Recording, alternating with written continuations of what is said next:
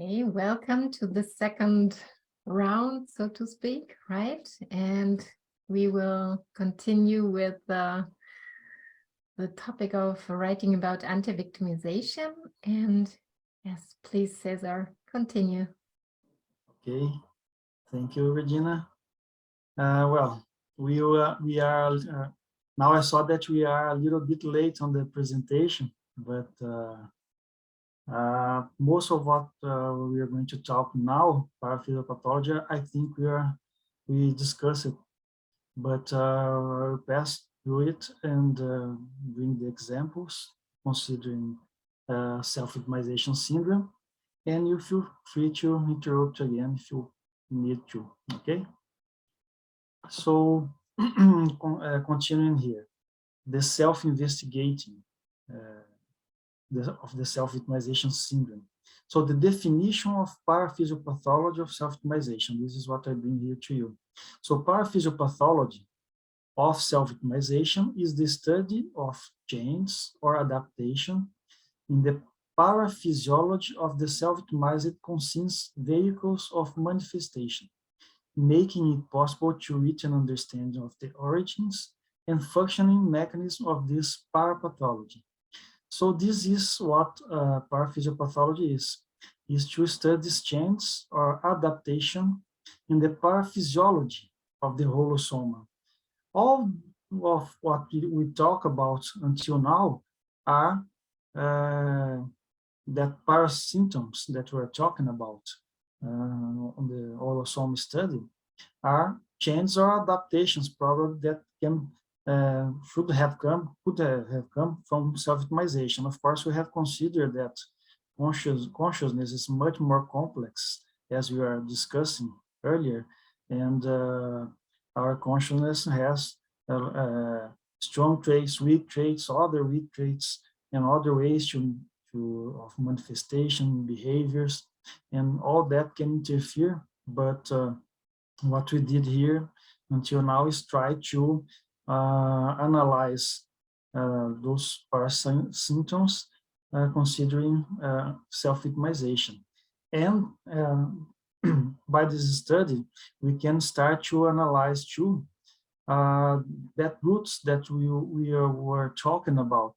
That is what paraphysiopathology is, these functioning mechanisms of the parapathology, and try to reach, if it's possible, a possible origins or causes or pathology of this condition, this parapathology. Okay, so see here. Okay, so when you're talking about paraphysiopathology, you have to consider these two aspects: the mechanism. So to reach the cause of a parapathology, it's necessary to understand this mechanism developed by consciousness concerning on personal reaction to stress or traumatic situations in order to reach that origin. So now we are going to make a study and try to define some roots, a root, if there is a common root, and the parallel roots, the branches, the ramifications of these roots. And the main goal, the main objective of this study is to identify the cause, what we call in conscienciology and consciential therapy, parafissure too. So the origin is the key and crucial point, or the Gordian knot, or the fissure that needs to be worked on and faced in order to eliminate the parapathological behavior. So that is the something that will synthesize the condition, the cause that is behind all the reaction, the manifestation, if you can give them a name or some names for that. And sometimes you can at least suppose what is them. In fact, egocentrism is one of them. We have also, Liliana has achieved that conclusion when she was given an example a little bit earlier on the presentation. Here I brought you some variables that you can use when you're making this paraphysiopathology study. Not going to go deeper on each one of these. I think we'll not have time for that, but what I can say to you is these variables you can use in any kind of study that you're doing, any kind of parapathology that you're studying. The self-concept, self-esteem, self-imaging, the locus of control, the ego defense mechanisms, habits, fears, secondary gains, personal values, all of these you can study and make correlation with the subject that you're studying, the parapathology that you're studying.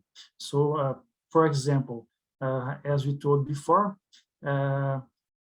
if a self-victimized person has low self-perception, for example, probably the self-concept, self-image will be, how can I say that? A wrong self-concept and self-image, or a low self-concept and low self-image. Have that not correct, because probably this self-victimized person is looking much more for their weak traits than strong traits, or her condition of consciousness as a group of things, of traits, not only weak traits, for example. And that can impact the self-esteem, as we commented before, just for example. Locus of control, the same. Locus of control is the thing when it's sometimes is internal and sometimes is external, right? Yeah, exactly. So, and the self-victimizing person has it external. Right? Exactly. That synthesize an analysis about locus of control considering a self-victimized person.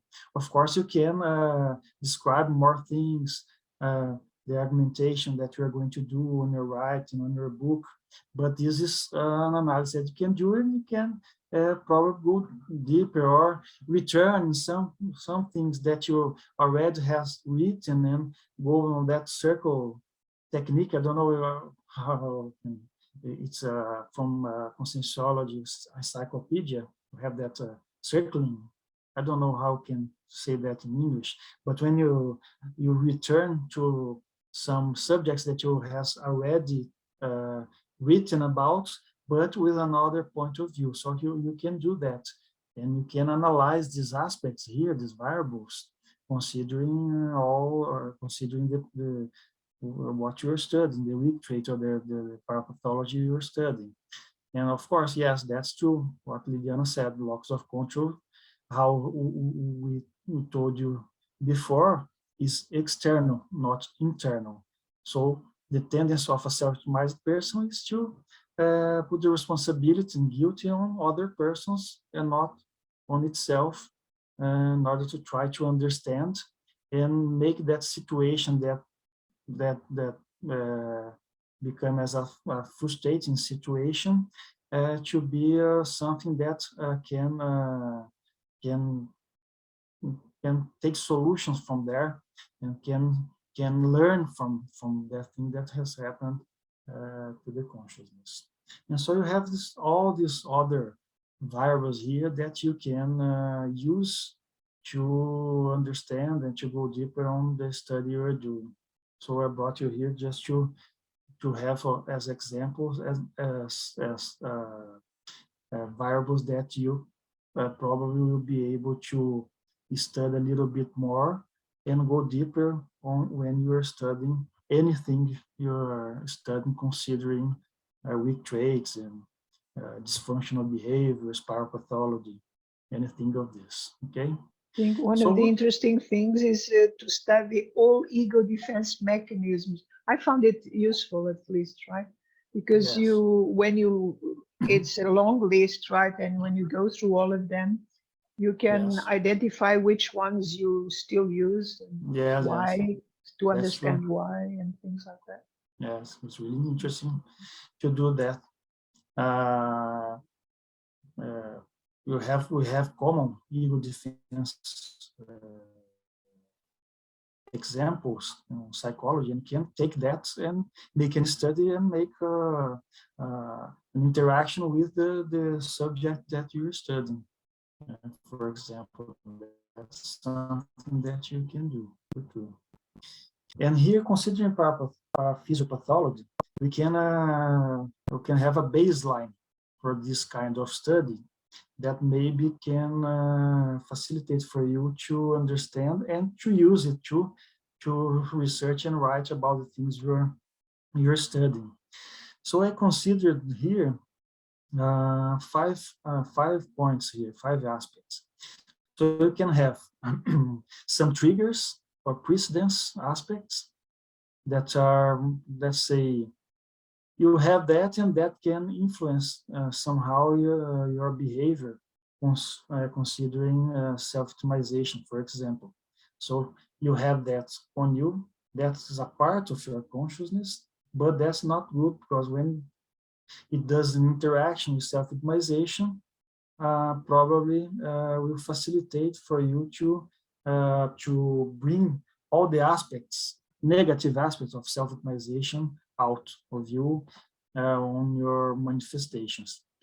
And then you probably may find a basic emotion that can be behind the condition you're studying. Here, put the frustration as a basic emotion that you can feel that is related with self-optimization. Then you can study reactions, and then you can achieve a paradiagnosis and maybe paretiology of what you are studying. Just to be more clear, I will bring here the example considering the anti-optimization book. So, for example, triggers that I was talking about. The tendency of defend amorosis, tendency of defend their own ideas like absolute, sectarian, anti-universalist truth, becoming amorotic or blind guides to their accomplices or followers. So, as what we are talking about earlier on this presentation, regarding the condition of self-optimized person of always having the idea that must be the true one, the one that will be accepted for everyone. And many times this can lead to this kind of condition, but sometimes this is a part of consciousness too. So this can act as a trigger. Having this will facilitate the consciousness to act on a self-optimized way. Intrusion, for example.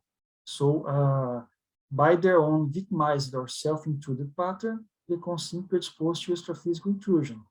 And in fact, if you have a predisposition for extraphysical intrusion, for some kind of aspects of your intraconsciential intraconscientiality, probably this kind of intrusion may lead you to reactions that are common, for example, on a victimized person. Let's consider aggressiveness, for example, or maybe self-punishment. You may have an extraphysic consciousness that can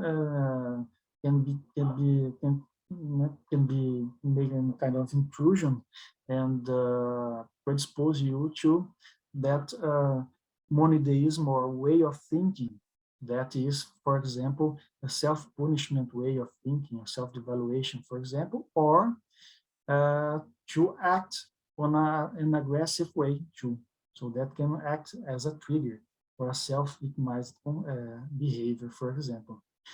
And another example that I bring here, there are other examples on the book, is the emotional neediness due to the immaturity represented by the personal need of attention and affection. I can say that is for every self-victimized person, but some of them may manifest this kind of condition of emotional neediness, and this may lead sometimes to, for example, a vampirization condition of draining energies for others, for example. This is just to give some examples, but I think the most important here is try to find this basic emotion that maybe is the point there where everything begins. And this is the idea of trying to assert this and define this. And I think that considering self-optimization, it seems to me that the most common was a way of reacting to frustration. That is where everything begins, considering this mechanism of functioning. So frustration lies on the basis of self-optimization. Frustration is the actual effect of a consumer becoming disappointed in the face of some occurrence in their life, typically an unexpected fact or surprise considered as unpleasant, leading to a feeling of deception due to their desires and or expectations. And in other words, inability to deal with losses, problems, difficulties, because in fact, this definition of frustration is things that happen in life every time. But what is important here to notice is that a self-optimizing person has much more difficult to deal with frustration, and that's where come this tendency of reacting the way a self-optimized reacts when is confronted with something that frustrated him. And consider Can I this. just say something in this aspect? Yes. When I found these basic emotions, I also think it's that. Don't you think that in our days, in our world, in our scenes, if you will, that this is one of the main problems that most people face these days?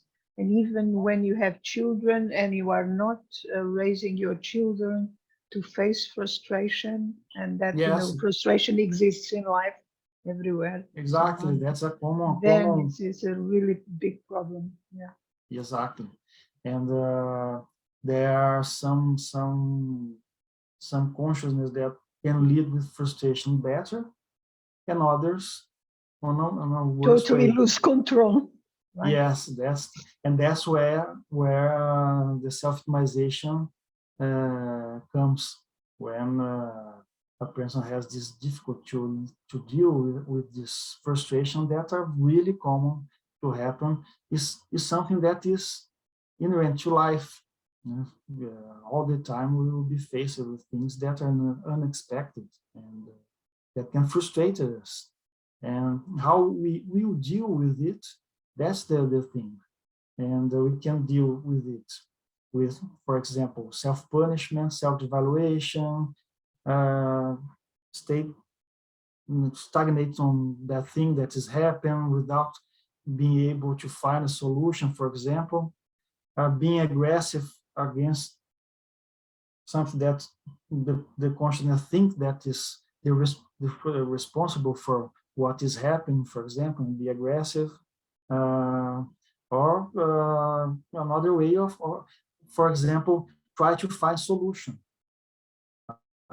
Person who has more resilience that was talking about. That's why I think it's a subject that I want to go deeper. It is, because it's really connected, right? Connected. If you Exactly. work on it and you work on it and you work on it, you become resilient, exactly. right? And you view things in a different that's way. it. So a more resilient consciousness probably will face frustration better, and probably will be easier to avoid a self-optimized behavior. So that's why I'm going on this way. And probably will be a book that I want to write someday, or it's a subject I want to study. The next one. Maybe.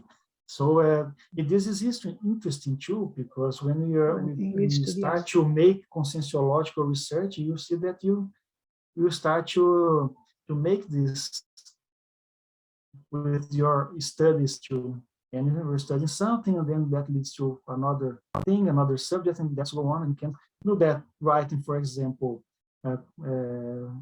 verbets for encyclopedia. I don't know how to say verbets in English, for encyclopedia, conscienciological encyclopedia. It is verbets. Entries. Verbets. We call them verbets as well. Yeah. Yes. Or writing papers, or writing books too. You can use all these connections of subjects that you're studying about yourself and you start to see on others to make another kind of studies. And but here, so is that where we are talking about. Frustration, considering self-victimization, define here 3 types of manifestations. Trying to get some kind of distancing, but in fact, I don't know if that's possible, being really pragmatical, because maybe get distance from what is happening if it's possible, and try to avoid things. Yes, we can say like that, but always you have any direct, you give any direction for what you're thinking or what you want to your next step, what you're doing. You're doing any kind of movement that can be self-regression, and then that can lead for some roots, or heteroaggression too. But basically, we can say that it's related to instinct of fight or flight mechanism, or the This is self-optimizing. that concept from Henri Laborit, right? The fight or flight. Yes. So you may be aggressive against yourself, or you fight, you'll be aggressive against the other. That you put the responsibility for what is happening with you. So that's a way that I think that things that can happen considering this reaction, bad reaction to frustration, considering a parapathological way of reacting to frustration. Okay, and here are some examples about what we are talking. Try to close here the. Okay, so we can bring here some incoherence factor. So a consciousness with inputs to be successful in life, this can happen, is not unusual. I saw a lot of this consensual therapy when I was there, and however, surrender themselves to a center pressure, defeat, or frustration. And then that's leading to, for example, as we're telling here, distancing and isolation, for example, many times self-aggression, for example, that is really common. So here, just to give example of after this common root that I brought you here, frustration leading to this kind of reactions, then it's difficult for us to establish one specific root, but you can see that you have many ways to react to something, and that depends on consciousness and things that has passed in life, and maybe the other weak traits and strong traits that this consciousness has, for example. So one way to react for that, what we're talking here, maybe is to self-aggression. So try to get distance from things that are happening, and enter into apathy, many times bad humor, bitterness sometimes, and sometimes psychiatric conditions like dysthymia or depression, for example. That can happen. Another way here.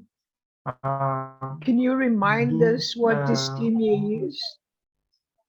Dysthymia is, we can say that is like a constant bad humor.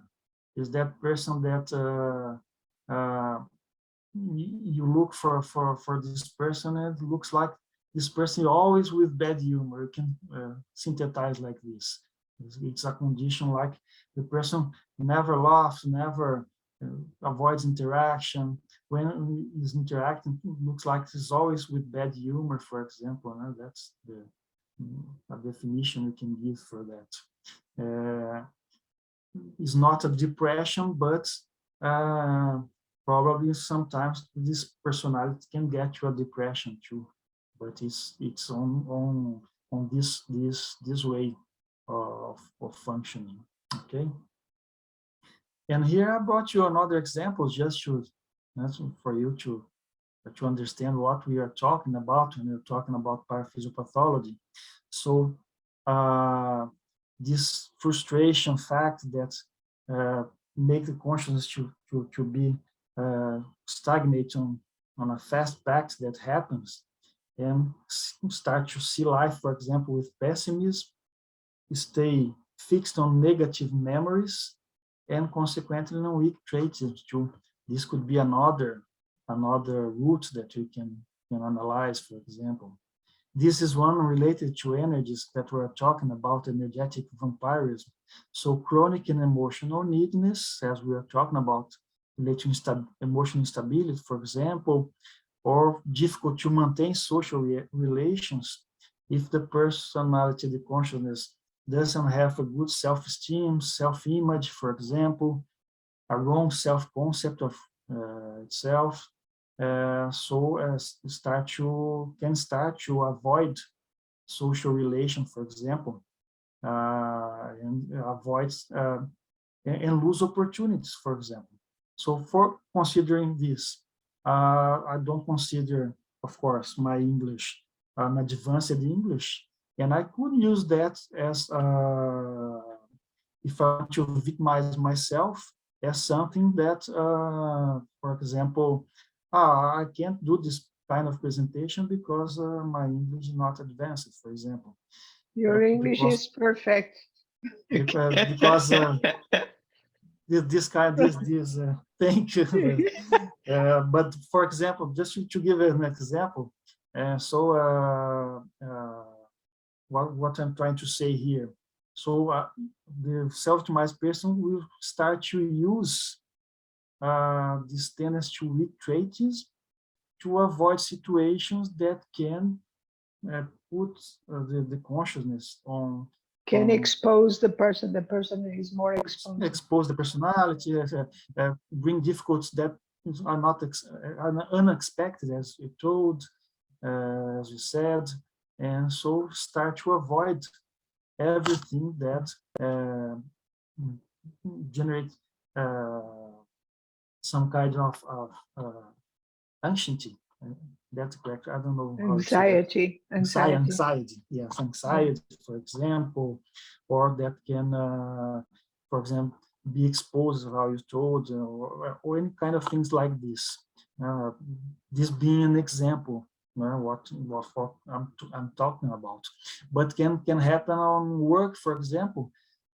Sometimes this personality can be a leader of something, but with this way of functioning, start to avoid conditions where work acts like a leader and exposing ideas, for example, start to avoid things. So this is something that can happen on a self-optimized condition. Here, what we already talked about, low self-esteem, related to distortion of self-image and self-concept too, that can lead to insecurities, encapsulation, and alienation, just what the example I told you now. It's another route that can happen. Tendency to dramatize, we have talked about this, and sometimes resentments too, because this tendency of attribution of guilt, and sometimes can lead to event too, depending of other weak traits that this self-optimized consciousness may have. Okay, so here I brought you some examples of roots. Okay, and the idea of this study of parasemiology and holosoma, the parasitums, and the investigation of these roots. Of course, here also is all synthesized. If you read the book, you see that having an argumentation on these things, and that we are going to do and you are writing about. But for self-research, you can have this synthesized roots for yourself if you have any of these tendencies. So you'll be able to look for that and see and remember that you have that thing and try to establish prescriptions and techniques to confront all these things too. And we'll talk about this a little bit further here. And the idea of all these studies for us to get to the self-diagnosis of the condition you're studying. And what is self-diagnosis? The stage of self-consensual therapy whose purpose is to know or determine the cause of parapathology from the in-depth study of its parasigns and parasymptoms, self-investigation that we did until now, and the understanding of the mechanism of interconsciential functioning, the paraphysiopathology that we studied just before, reaching a conclusion or a definition about the personal parapathological process. So the idea to give names for the things that is happening to you. And the name I gave was self-victimization syndrome, but we can get into specific cause to, for example, the egocentrism and parapathology of intention, as you're going to see that we put there when you talk about paraetiology.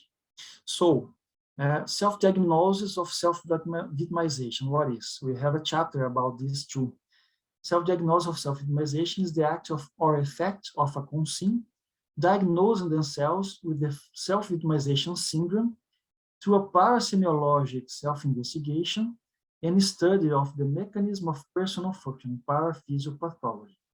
So that's the objective of the two first chapters, is to study parasemiology and the paraphysiopathology, so the reader can get the book and read it and maybe can identify if this reader have or not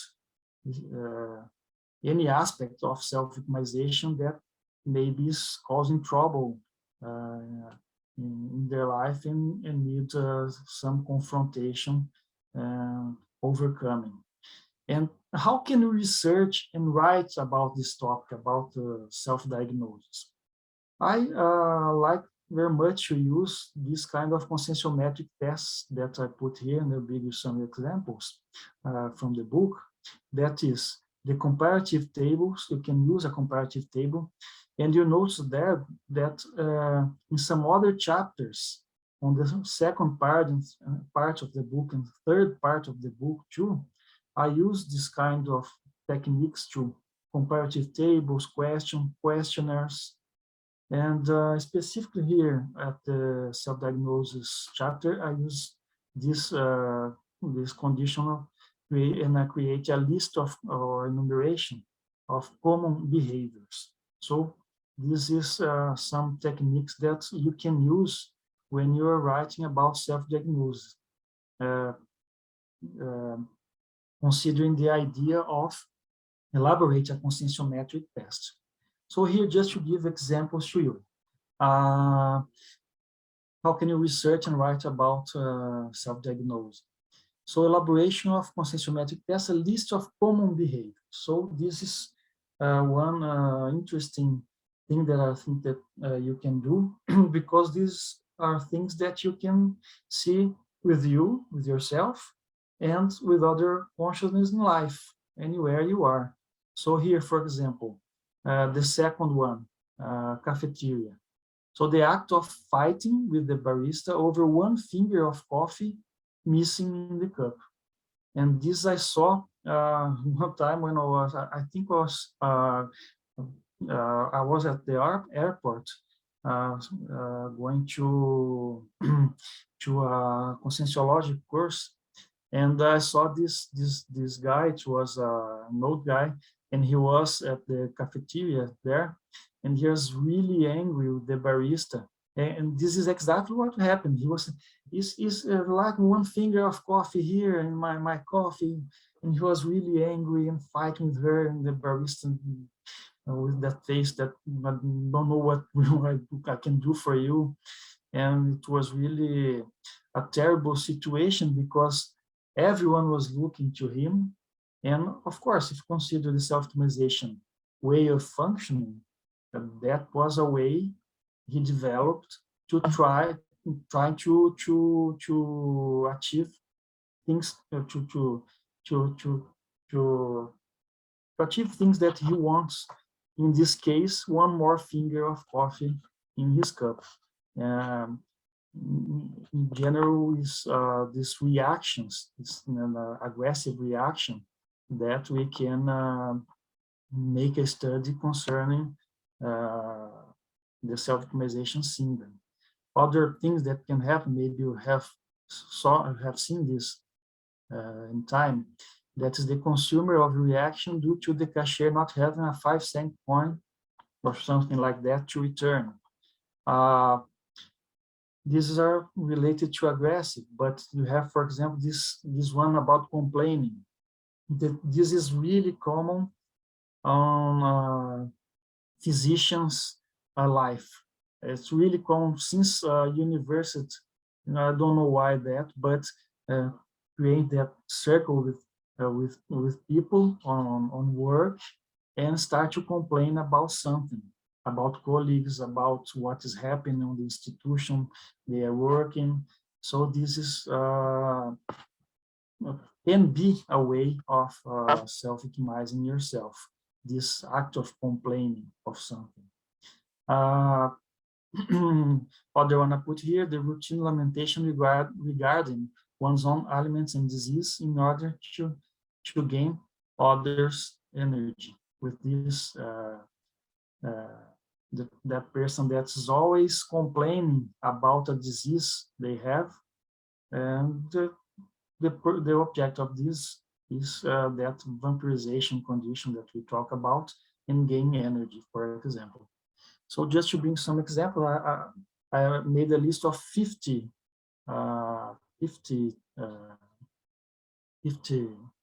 topics like this on this enumeration. This is a way of doing this kind of study. This is interesting, this kind of study, this list of common behaviors, because make it easier sometimes for a person to identify something more direct related to the condition you're studying. So sometimes it will be a way that will give that first start on the consciousness to see, oh, if this is a way of self-optimization, maybe I have it.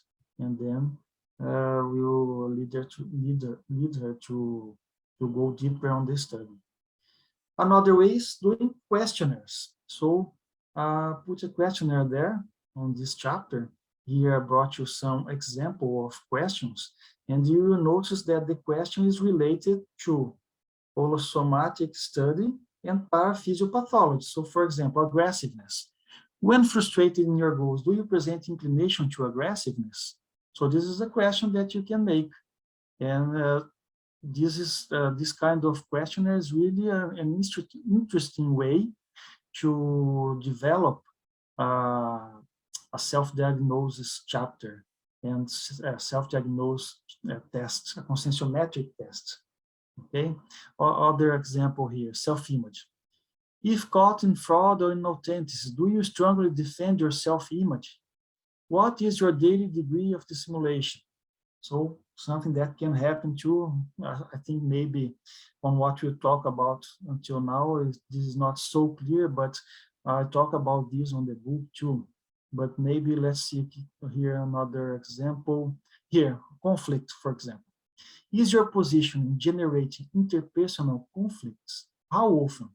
Is there posterior difficulty in undoing group intrusion?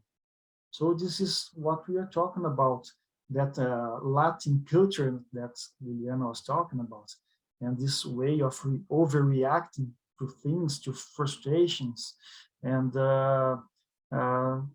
in general, this is not a good way to do it, because it creates entropy and the environment where you are, the places you are.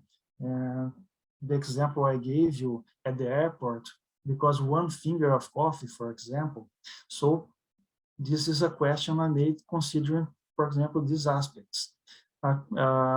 Quitting.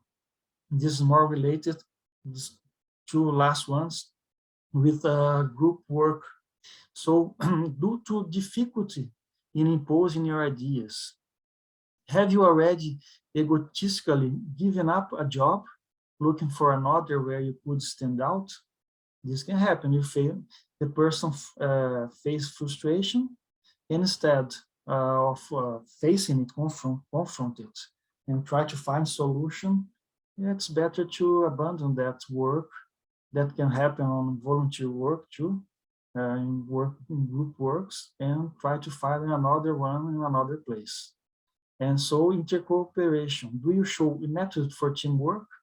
So you see, if you take these questions, you see that I brought some examples considering the holosoma study, the paraphysiopathology. So you can use all that to create tests, to create, for example, a questionnaire. Another way to do it is to create comparative tables. This is an interesting way to create a consensiometric test too, and you may use antonyms or counterpoints. For example, here, comparison of a self-optimized consent and anti-optimized consent. So I put this way 2 columns, and you put on the first one the self-optimized consent, because it's what I'm talking about, and make this comparison with an anti-optimized consent. And it's a way to facilitate the reader to look at it and see if you manifestate one or another, and at the end of the test, if have more than 50%, for example, in self-optimized consent or anti-optimized consent, for example. So it's a way to make a test like this. Okay. Do you have any questions about this consensiometric test, about the use of it? It's okay. You want to comment anything? Okay, let's move on then. So the idea of making all this study, this self-investigation, the parasemiology study, the paraphysiopathology, the mechanism of functioning, paradiagnosis, is to see if we can achieve this if this can lead us to reach the cause of the parapathology you're studying, what we call paraetiology. Etiology is, well, in medicine, the cause of the disease, and paraetiology, the cause of the parapathology. Okay, so that's why I use this prefix. I don't know, is it prefix in English? I don't know, but paraetiology. So why we use this way? So through an analysis of self-optimization, we can reach 2 possibilities of diagnosis hypothesis for this syndrome. So if we, I will not return the presentation, but when we analyze all we talk about, we can see what Liliana has told this before for us, the condition of egocentrism. So I think this condition is as a base of the self-optimization syndrome. And when we talk about egocentrism, we are talking about a pathology of intention, the intention of what is founded on anti-cosmoethical act. And another thing that's important, considering mainly the tendency of self-punishment, self-deprecation, and, for example, self-devaluation, and that can lead the consciousness to passivity, to isolation, to encapsulation, for example, is the pathology of will, represented by passivity and consensual accommodation. Can I add something?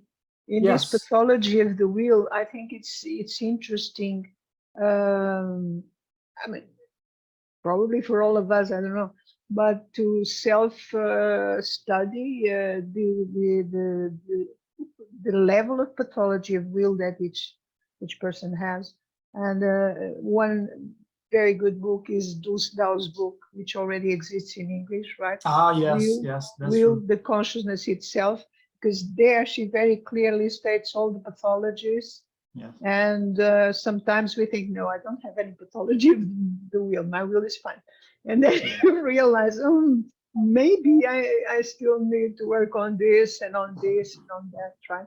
You always find something that is not functioning well or something. Right. Yeah. I didn't know that was translated to English.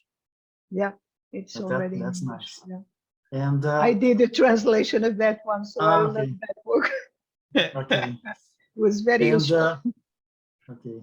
And maybe you're asking yourself, where did this pathology of intention or will came from? If you have a look at Penta Manual from Professor Valdo Vieira, you see at the last chapter, he brings us the powers of the consciousness. And he brings there, I think, 8 powers. And the 3 first of these powers are exactly the will, the intention or the quality of your intention, and self-organization. So you can try to see if the parapathology you are studying is connected with one of these powers of the consciousness. And maybe this is the base or the foundation for it. Of course, sometimes you can find it in specific things, for example, more related to religion, behavior, religious behavior. Sometimes this difficult to deal with power in life. This would be another way to classify a pathology too. But these are examples, and if you want to see I think it's the last chapter from Penta Manual, you will find this power of consciousness Professor Valdo put there. Okay, and then we finished this first part that I think is really important when you're studying parapathology, to understand as deeply as you can, for you to be able to confront all that way of manifestation and aspects that you have on your behavior concerning that parapathology. So we made all this study of of self-victimization syndrome, and now we go to the second part of the book. I put this on the second part of the book. My first book is not divided exactly like this, if you look there, but this I divided exactly like this. And so the second part I wrote about self-confrontation, and then I bring to the reader the definition of anti-victimization and some aspects that are related to anti-victimization that I think that are more important to understand with the objective to confront and overcome the condition of self-victimization. So what is self-confrontation? This I took from my first book too. You can see this definition there. So self-confrontation is the stage of self-consciential therapy that has as its main objective to bring a conscient to face themselves to intimate cosmoethical positioning, elaborating self-prescription to be carried out in a paratherapeutic way, aiming at the relief or remission of self-diagnosed parapathology. So to synthesize this is the way we have to create prescriptions to ourselves and create techniques to confront what we found out about us considering a parapathology, and here considering self-victimization. So it's important here to bring the definition of anti-victimization. So anti-victimization is the actual effect of a conscience eliminating egocentric self-victimizing, complaining, or self-deprecating manifestations from their personal behavior. And again, I bring you here this aggressiveness component that I think is important too. assuming interassistation self-responsibility, thus acquiring greater emotional self-sufficiency in multidimensional interconsciential relationships. Okay, so we can say this is anti-victimization should be called through anti-complaining, anti-lamentation, self-evaluation, self-responsibility. Some other names we could give to anti-victimization. And as we discussed before, anti-victimization is anti-egocentrism. So if in the base foundation of self-victimization is the egocentrism, the anti-victimization is the anti-egocentrism. So faced with frustration, one can choose between two paths: keep wailing, complaining with aggressiveness, stagnating on apathy or on passivity, or, as I told you, as I brought you before, and again, the connection with my first book, act with evolutionary proactivity and assuming self-responsibility. This is the definition for this, let's say, to want to synthesize evolutionary proactivities, to assume self-responsibilities in relation to our evolution.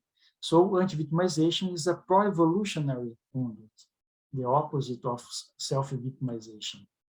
And here it's important for us to bring some aspects that are important when we want to confront self-victimization. So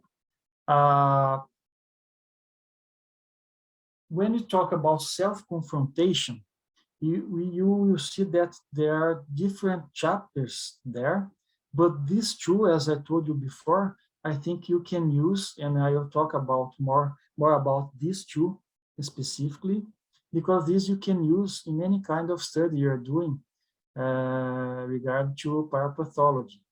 That is consensual therapeutic self-prescription and paratherapeutic technique. Of course, I study other things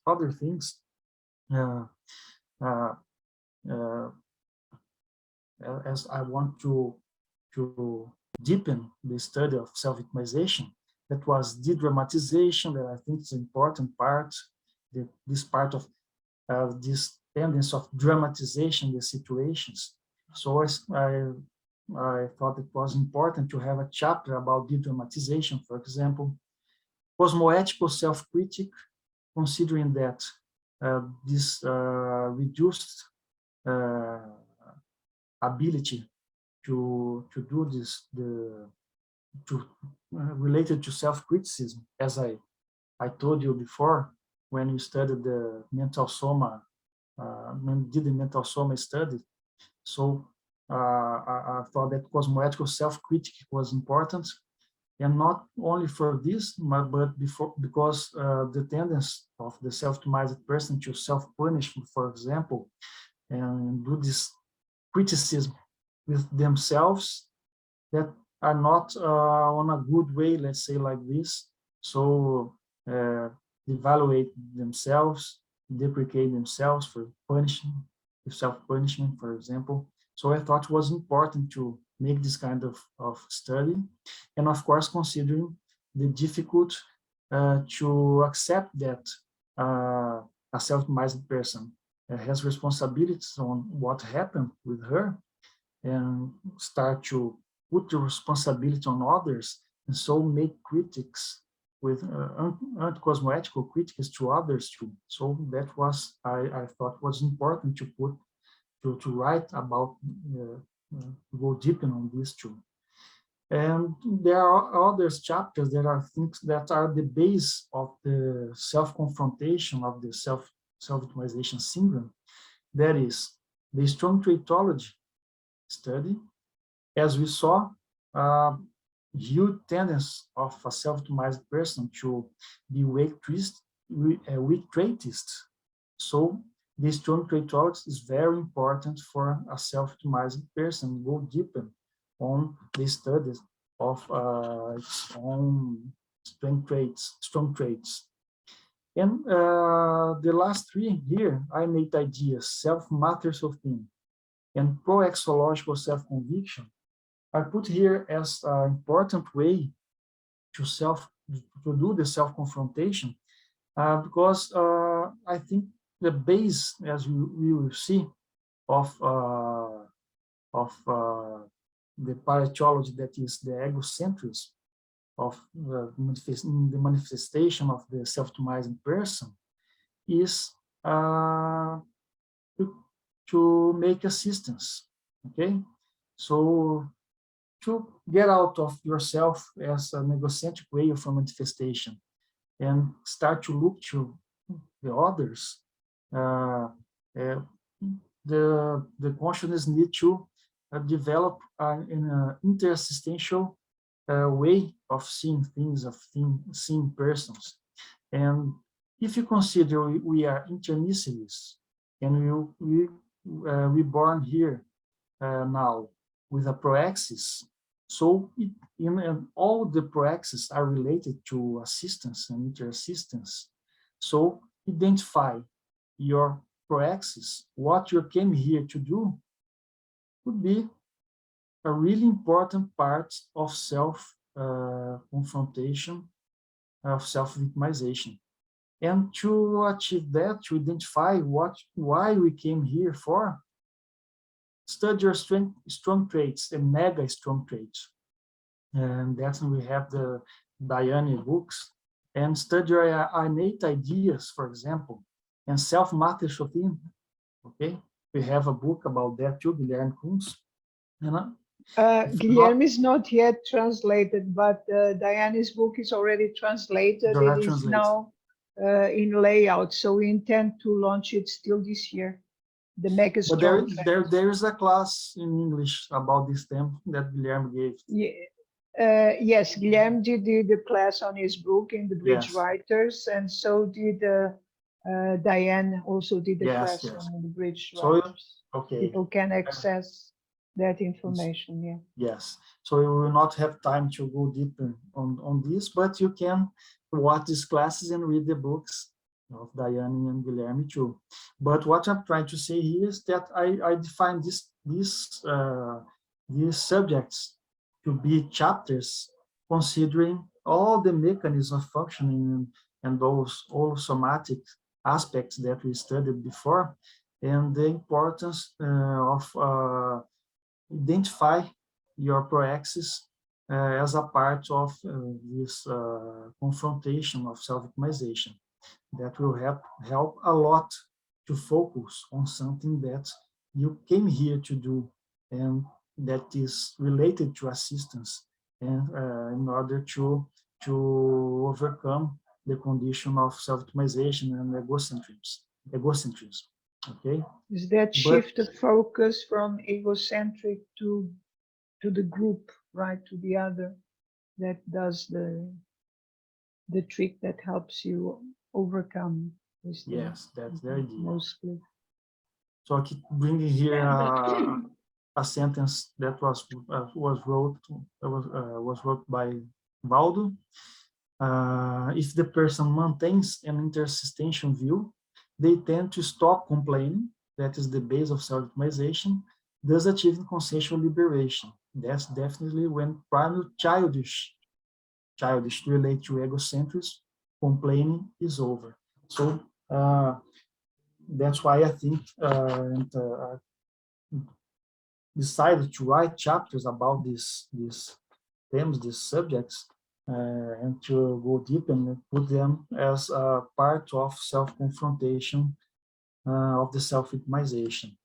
And just to define here praxeological self-conviction, the relative certainty, instead an unshakable opinion of intermissive conscience, self-aware as to the priority of carrying out their self-praxis based on their innate ideas, self-matter routine, mega strong trait, holobiography, and paragenetics. So it's a really complex thing to study and to talk about too. And but we'll not go deeper on this condition, but just to say that is an important part of the self-optimization confrontation, just to explain why I chose these subjects to write about. Okay. César? Yes. I thought it's interesting what you brought here, the thing about the pro-access, right? And for sure, I was lucky enough to see the presentation beforehand, and I was thinking, despite having the time in my side, so to speak, if it would fit here to talk about the examples that you want to bring, you know, because the examples, I think, show exactly this connection between the anti-victimization and the praxis, you know. And I think that could help perfectly to make it really clear. What do you think? You say now in this presentation, bring Yeah, some examples. yes.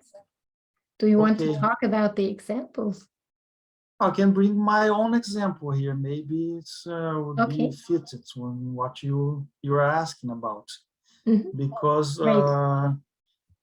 for example, I studied medicine, and then I started to volunteer on conscientiology when I was studying medicine, and then I started to give classes to teach conscientiology, let's say like this.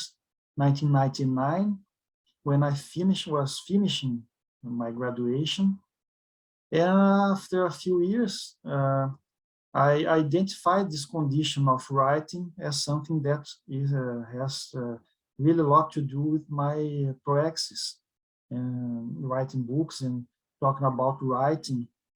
But at the first time when I analyzed my graduation and things that appeared to me at first, I thought that going to OIC, to consensual therapy, was the better thing to do at that time. And so I went, and it was really important for me as formation as a consciousness and as a researcher and writer too. And that's why I'm bringing this to you today. But for example, many times in my life, although I was doing something, I have this tendency and difficulty and to be more isolated, for example, to have difficult to expose myself or to talk with people. I used to joke about it, but the first time I made a question on a conscientiology class, I lose my voice after that course. Just for example, to give you an example, so how hard it was to me to talk in public, for example. This I'm doing today, talk in public, and in English, is really a confrontation that I'm doing. That's just to give an example. But what happened? And at that time that was at OIC, at consensual therapy, I started to study other things, and one thing was anti-victimization and self-victimization, and start to see this importance of identifying what and assume what really I was here to do. And then of course, I studied, for example, things that I think that are my strong traits are more related with mental things, mental somatic things. For example, I start to analyze things that I had in life as how do you say apports in English? I don't know. That you things that you receive in life Say as contributions, we say contributions, contributions that we receive from as others, inputs. information from parents, from family, from graduation, from consensual therapy, for example, everything that innate ideas, for example. So I think I bring this, no, I don't bring this in this book, but when I was 13 years old, for example, I had to do a work at school that was to draw things. And I decided to write a history and draw the things about the history. So I had the things, this thing of writing since that time. And other things, for example, I had the opportunity to learn English when I was young. I study English from 10 to 17, so that helps you to have this cognition.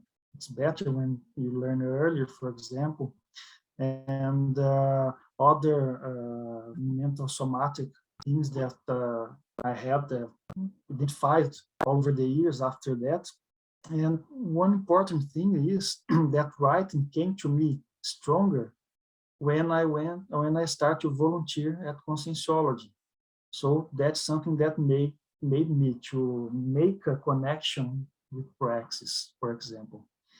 And I remember that was in 2003, Professor Valdo, before that a little bit, was writing Homo sapiens reorganizatus, and he developed a lot of techniques concerning to writing. And I took that and I learned really fast. And I wrote something that he talked to me at once and gave me the idea that I should have a history on writing on my past. But I didn't pay attention on that at that time. I went to ISIC as a consciential therapist because the medicine was more stronger at that time on me. But I continued writing during OIC, and that called attention of people too, because I was the first to write a monography with more complexity, and then I transformed it in a book too. And of course, today I think there are others that made that too. And but was the first to do that and was related to writing again. And after that, when I published the first book, I went to talk to Valdo again because I started to study my back history, let's say like this, whole biography, and start to identify some things that were related to the possibility of being a writer on other life and at the last life too. And when I talked to Valdo, he laughed at me and I had told you that 10 years ago at least, but I didn't pay attention. That was the thing. And after I published this book, so I saw that writing was maybe that was I studying all innate ideas, things that's happened to me all over my life, the question of conscienciology writing, make the writing come stronger for me when I identified it, and then all these things related to it, and then I start to study and start to identify some things about this, and then when I went to talk with him, and he told me that, and I think I was thinking about by that time I had published my first book, 2013, to leave the consciential therapy and go to UNIESCON and start to work more specifically with writing.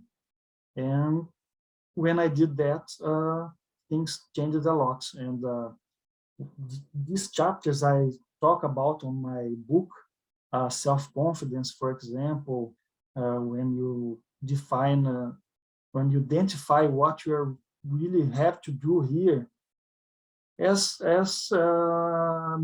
main focus, okay? Of course, we have lots of things we have to do. When Kai probably, I didn't watch all his presentation, but we know that ProX is much more complex. But you have a route to there that is the main route, the main path you have to go. And I saw that I could contribute much more in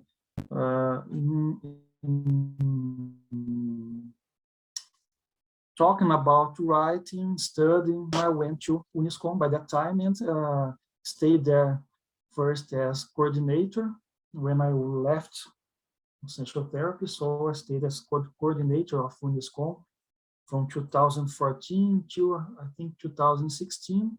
Then was Sandra, then Eduardo Martins. And after that, I stayed collaborating, volunteering with UNIESCON, and wrote another book with Stephanie. And now I'm writing another one that is called Grapho ProX, with this idea of you come to Earth, you're reborn with a ProEx focus on writing. And these are, I revising it. I have sent to editores 2 times, and I'm working on it too. And all the things that are possibilities that is related with writing, I choose to accept that and confront and go on. So this focus on this, and of course, never forgetting that you have family, you have work, and you have other things in life that you have to work together, considering a ProEx. But with this main focus, this turned me much more self-confident, self-determined. So this line that I talk about in the book, that is here on this slide here. So for exological self-conviction, increase in self-confidence, self-determination, evolution, self-determination, eliminating mortifying doubt. So that brought to me this condition of these conditions. Doesn't mean that sometime or other I do not self-victimize myself, because I consider that I didn't overcome it. But I can pay more attention and trying to be more resilient. That I was talking about, to overcome faster all this condition that can frustrate me, and try to overcome that. And I think this all these things together, self-confidence, self-determination, evolution, self-determination, this proexological self-conviction, determine that you have a pass and right. In my case, for example, all this together helped me on this confrontation of self-victimization. This I can tell you. I don't know if my example put in this way can help you. That what you can I add something? That's an example that I can bring to you, thinking now about myself. I think many of us that have been presenting classes in the Bridge Writers, right, and attending, you know, we've had past lives that have to do with writing, and that is clearly said by some of the people that presented before, right? So yes. It's very common when you start studying your holobiography, and particularly your last life and things, that probably it was something already connected with writing. Yes. So, and as Valdo would say, it's like everyone, either you were a writer before or not, we owe kind of everyone else at least as an intermissivist. One book as an intermissivist. Your experience of intermission and of recycling of récits and stuff. Yes. So you owe everyone at least one book. It's your uniqueness, because we are all unique, and we came to express this uniqueness. Is, you know, we are like I tend to say is we are like drops in an ocean, but every drop is important.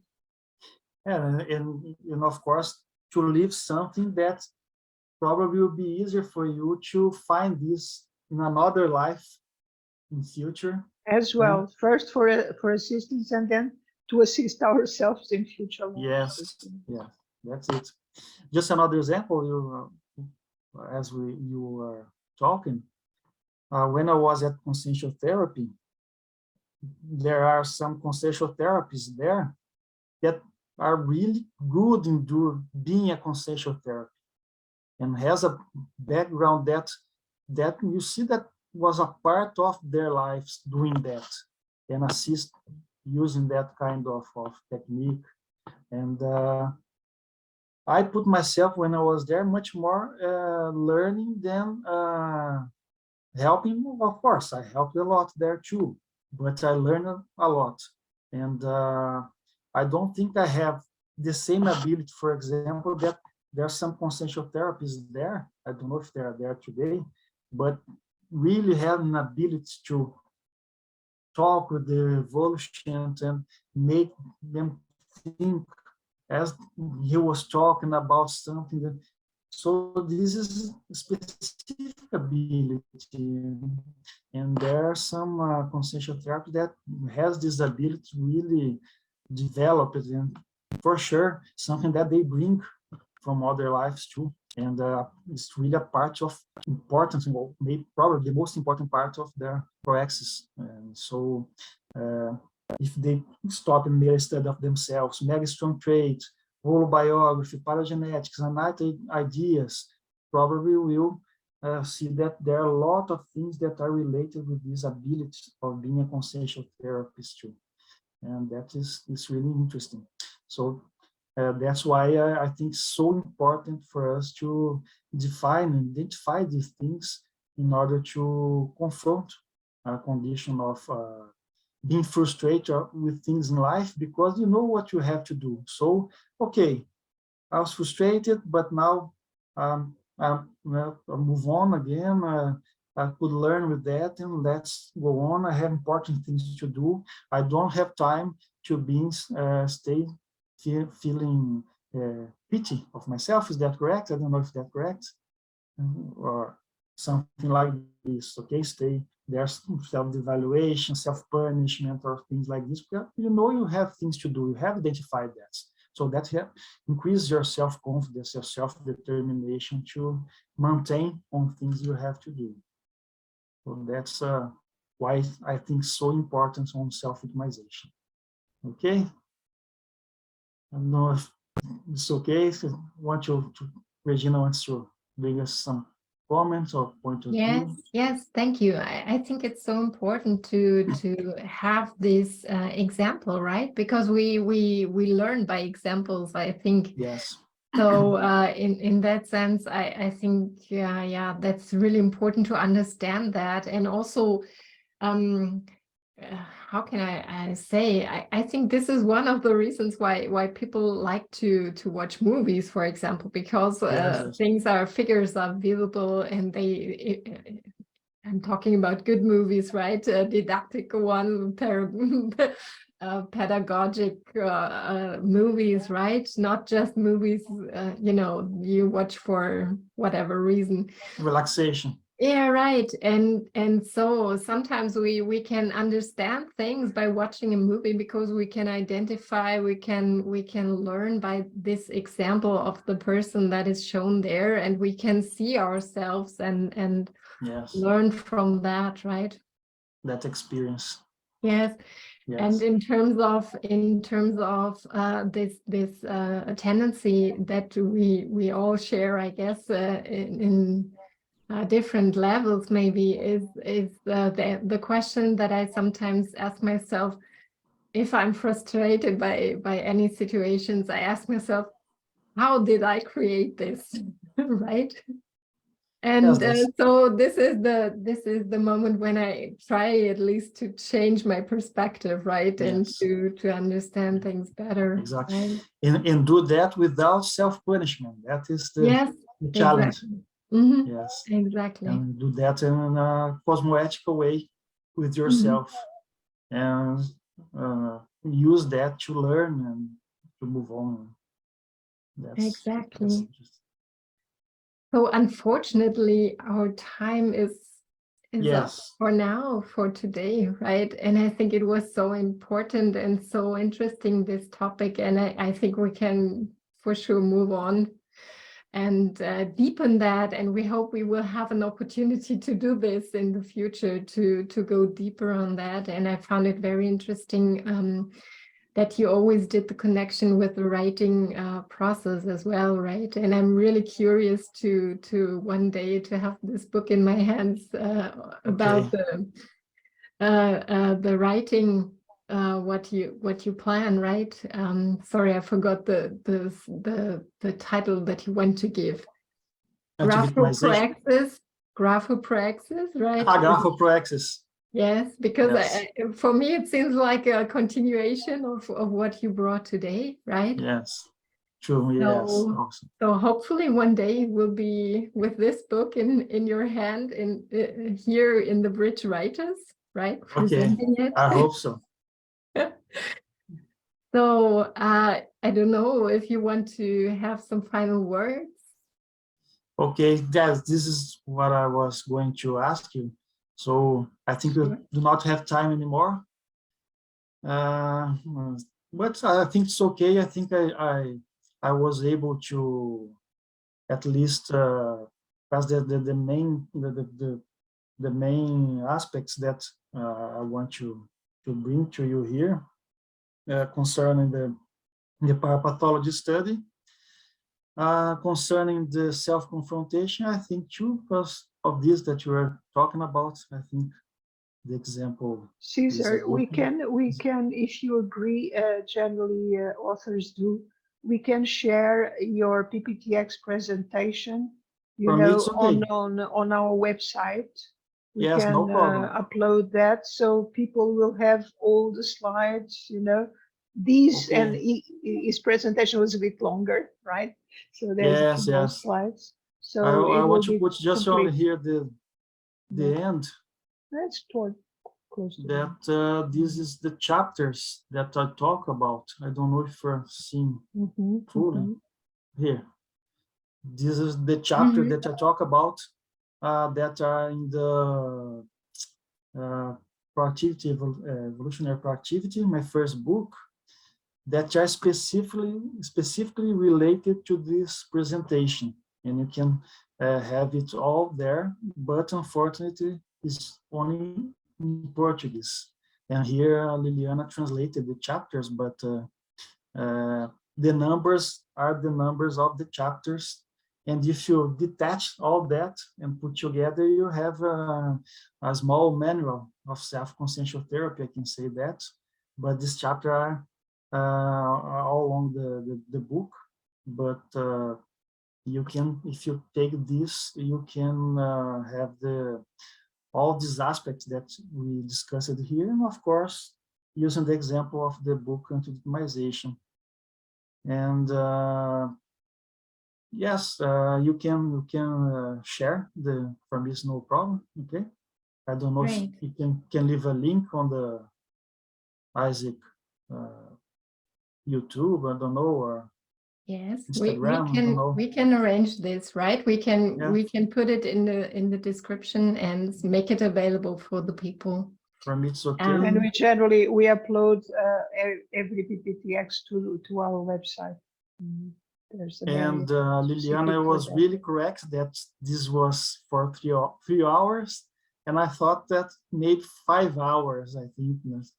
But we could do with more examples and more interaction. We would go to 5 hours easily and nicely. First, I thought I would be able to talk in 1 hour and a half, but yes, you were right.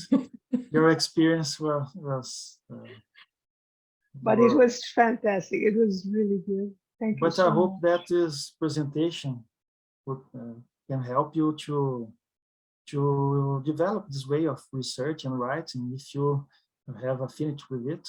And that I think was the objective here of this presentation. Of course, talk a little bit about the book too. And I want to thank again to Sergio, Jeffrey, for the translation, revision, and everyone. We will pass on.